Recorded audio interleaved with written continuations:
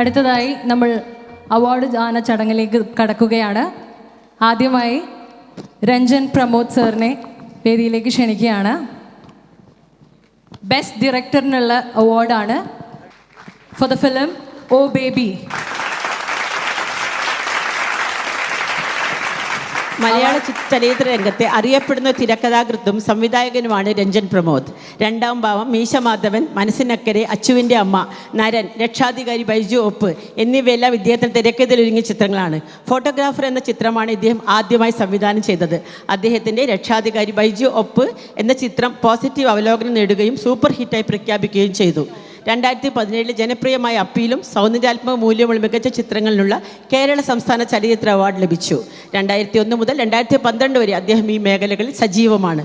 അദ്ദേഹത്തിൻ്റെ സംവിധാനത്തിൽ ഇറങ്ങിയ ചിത്രങ്ങളാണ് ഫോട്ടോഗ്രാഫർ, റോസ് ഗിറ്റാരിനാസ്, രക്ഷാധികാരി ബൈജു ഒപ്പ്.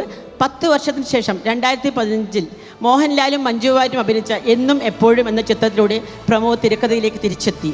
2023 ഓ ബേബി എന്ന ചിത്രത്തിൻ്റെ സംവിധായകനും എഴുത്തുകാരും പ്രമോദ് തന്നെയാണ്.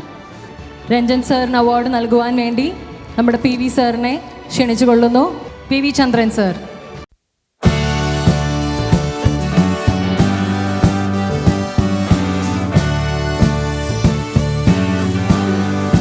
എല്ലാവരും നിറഞ്ഞ കൈയടി കൊടുക്കേണ്ടതാണ്.